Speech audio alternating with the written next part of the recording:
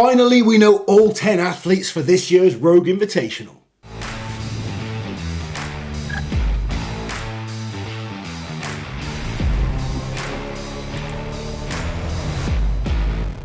So a few days we put out a video after all the obvious picks had been made, I guess.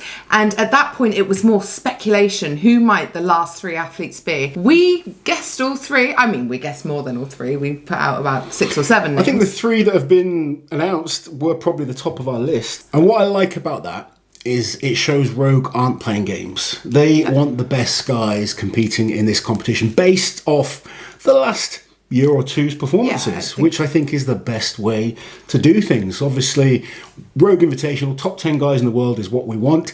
Yes, there are a couple of names missing, but there are reasons for those names missing. So it's bringing in the correct next people. Yeah, I agree. Right, Auntie Liz, who are the 3 athletes we've been waiting for? The first one announced was Evan Singleton. Now, we were unsure about Evan, to be honest, because he had an incredible 2021.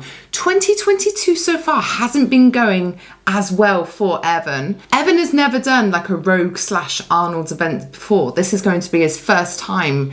So, you know, I'm pleased for Evan though. I know he's had some health issues, maybe a little bit of bad luck as well, but we know Evan is an incredible athlete. He's proven it time and time again. He's won some shows beating guys who are in this competition. Evan last year proved he's an incredible athlete. You know, he's still very young, still on the rise. He's not been in the sport that long. No. Incredible 2021. His 2022, we say it's not been great. And maybe for him, it hasn't been great. But there's still a lot of athletes that would take it. Oh, yeah, I know his performance at Worlds, there was reasons for that, but he's been on the podium at Giants Live this year, competed in the Shore Classic, and did reasonably well there as well. Yeah. We know 100% fit, Evan is a danger man to anyone. Now, this is the thing, he needs to go away and get himself fit. I believe he had a little bit of time away just to kind of recompose himself, get himself focused.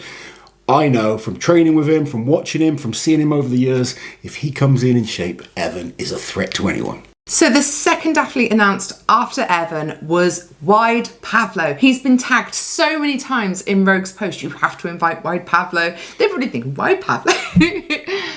Am I right in thinking you started this nickname for him? No, it wasn't me. I cannot take credit. Okay. It started on Reddit. Okay. Yeah, so someone was like, Wide Pavlo, because we'd just become accustomed to Pavlo Cordiaco. Obviously, he's done a few competitions this year, and then Nekonechny came back, and we had to differentiate them. So Wide Pavlo, and I think it's an absolutely brilliant name. I think it's a great name for him, yeah. And I think it's an amazing addition to this year's Rogue Invitational. This really, I think, makes the competition a lot more exciting and a lot harder to predict what might happen because we haven't seen him do a lot of stuff. I am super excited to see Pavlo get this opportunity. It's going to make the competition interesting. Like you say, it makes it so much harder to predict. I think we've got 4 guys that could be, you know, potentially battling. I mean, Martin's openly saying he's not in his best shape, coming back from injuries. Oh, Martins, no. But he does this all the time. I was going to say, this is like a Martins thing, isn't it? He's tired.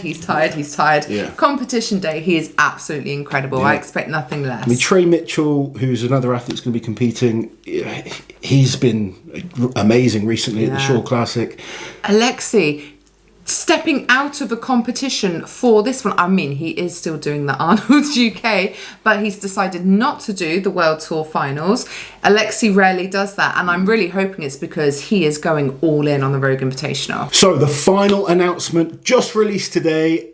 Who is our last athlete? It is Kevin Ferris, and I'm very happy for Kevin, and I suspected this would happen because Kevin was so impressive at the Rogue Record Breakers at the Arnold Strongman Classic, and this is something that really, if you have the caliber and everything, anyone can technically apply to do a Rogue Record Breakers. Yeah, just go on their website and you qualify through the qualifying route. Yeah, and obviously Kevin is an incredible athlete. He was at World's Strongest Man this year. He didn't make the final. He got booted out on the stone off again, but he did pretty well at the Shore Classic, and he's also doing the World Tour Final, so quite close competitions. Yeah, Kevin is a worthy invite. The last couple of years he's been a very steady performer, not been able to get on the podiums at these big shows, but just off a lot of the time, 4th, 5th.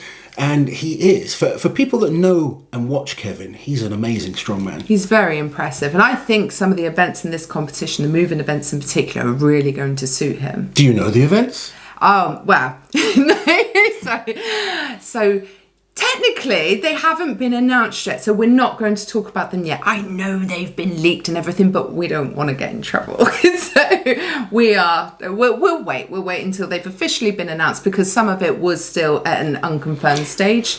Yeah, well, to be honest, a lot of the events still haven't been 100% confirmed, but exactly. Certain athletes have leaked.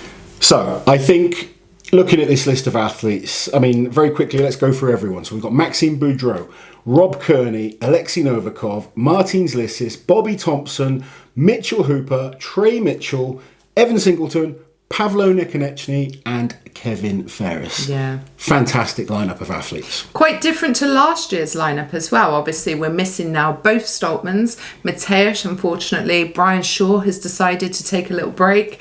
And then we also don't have Mikhail Shiblikov or Jerry Pritchett. So quite the change. Yeah, and good changes, I think. I mean, you know, we'd love to see Good.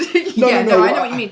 Good athletes have been brought in. Yes, it hasn't been about giving former superstars just that place because they're a big name. It's about getting the best guys in, which I think is the right call. As much as we love some of these guys that we've seen for years do amazingly well at the Arnolds, it's time to allow these new athletes to become those superstars, giving the best athletes of the last year or two the opportunities in these shows. Yeah, I think Rogue have done a great job with this. I am so excited. I think this is going to be one of the best competitions this year. It was last year. It was great. Rogue are doing huge things for Strongman. Let's remember last year's Rogue, $133,000. That absolutely blew out the water of the highest prize money ever at a Strongman show. This year, they are going even bigger. $215,000 for the winner of this competition. That is mental when you're talking about Strongman. You need to get training again, Laurie. Unacceptable. I think my time has passed, but I am so pleased to see these guys getting these opportunities. Definitely. It's what I've wanted to see for a long time. The sport is growing. Companies like Rogue are making everyone else work harder and make the sport bigger. We're seeing more big competitions for these athletes to compete in. It's a fantastic time to be a strength athlete and to be a strongman fan. So as we get closer to the Rogue Invitational, we will obviously come out with our predictions for this show. But just very quickly looking at this, I'm very excited. We've got Mitch Hooper, we've got Alexei Novikov, Martin Zlissis, Pavlo Nikonechny, Trey Mitchell. I think we're going to have a real battle on our hands. It's going to be an amazing show. So as always, guys, thank you for watching. If you are new to the channel, don't forget to subscribe while you're here and let us know your thoughts about the Rogue Invitational 2022 lineup in the comments below.